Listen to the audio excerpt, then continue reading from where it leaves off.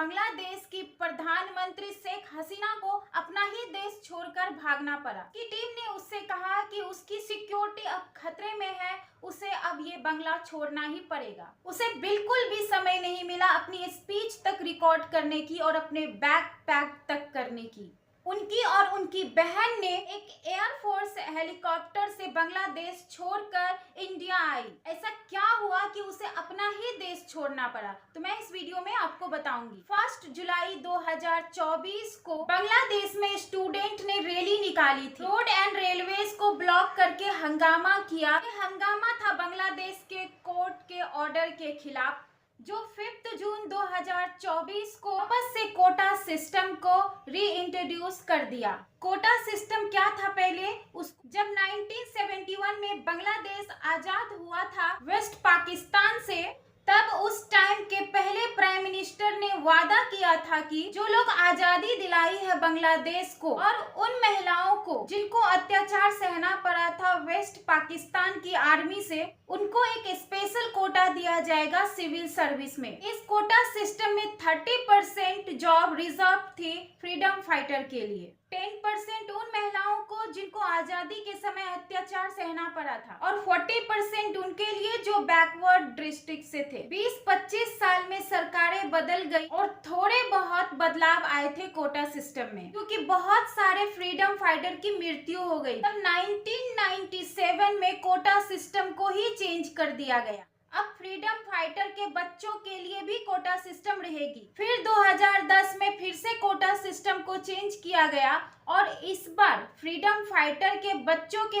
के लिए भी यह कोटा सिस्टम होगी। मतलब 30% फ्रीडम फाइटर के बच्चों के लिए, 10% महिलाओं के लिए, 5% एथनिक माइनॉरिटीज और 1% फिजिकल डिसेबिलिटीज, यानी कि अब 44% जॉब मेरिट बेस पे दी जाएगी। फिर 2018 में स्टूडेंट ने हंगामा किया और आवाज उठानी शुरू की कि 30% फ्रीडम फाइटर के बच्चों के लिए क्यों दिया जा रहा है। तो उन्होंने हाई कोर्ट को एक एप्लीकेशन भेजा, लेकिन 8 मार्च 2018 को बांग्लादेश के हाई कोर्ट ने एप्लीकेशन को रिजेक्ट कर दिया। स्टूडेंट का आक्रोश और भी बढ़ता गया, क्योंकि बांग्लादेश में प्राइवेट जॉब पाना बहुत ही डिफिकल्ट था और सारे स्टूडेंट अट्रैक्ट हो रहे थे गवर्नमेंट जॉब की ओर।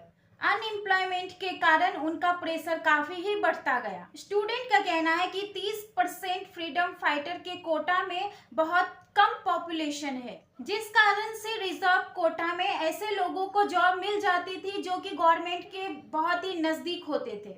रिजर्व कोटा में पॉलिटिक्स शुरू हो गई।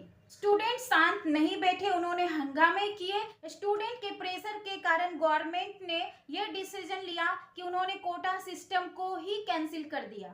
सब ठीक चल रहा था, सब कुछ शांत हो गया था, बांग्लादेश भी पीसफुली अपने अपने सभी काम में लग गए थे। लेकिन 6 साल के बाद फ्रीडम फाइटर के परिवार वालों ने एप्लीकेशन दिया और उन्होंने कहा कि कोटा सिस्टम को हटाना गलत होगा। 5 जून 2024 को बांग्लादेश के हाई कोर्ट ने अपना बयान दिया कि कोटा सिस्टम को हटाना इलीगल होगा और हाई कोर्ट ने इसे फिर से जारी कर दिया, जिस कारण से स्टूडेंट का आक्रोश बढ़ा और शेख हसीना को डायरेक्ट टारगेट किया, क्योंकि शेख हसीना ने प्रेस कॉन्फ्रेंस के दौरान कहा कि फ्रीडम फाइटर के बच्चों को नहीं दिया जाएगा तो क्या रजाकर के बच्चों को दिया जाएगा। जब उन्होंने रजाकर शब्द का इस्तेमाल किया, इसके बाद तो सारी हदें पार हो गई। बांग्लादेश में रजाकर शब्द का मतलब है कि जितनी भी लेवल की गालियां हैं सबको अगर मिला दिया जाए तो एक शब्द बनता है रजाकार। फिर क्या था, स्टूडेंट ने नारे लगाने शुरू कर दिए, तुई के आमी के रजाकार रजाकार।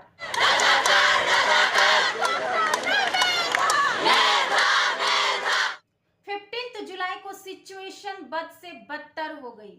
हर जगह प्रोटेस्टर मारे जा रहे थे। स्टूडेंट के खिलाफ सरकार, पुलिस, मिलिट्री सभी मिलकर के स्टूडेंट पे गोलीबार करके खून खराबा शुरू कर दिया, जिस कारण से खून की नदियां बहनी शुरू हो गई और बहुत सारे स्टूडेंट मारे गए। शेख हसीना की सरकार ने इंटरनेट तक बंद करवा दिया।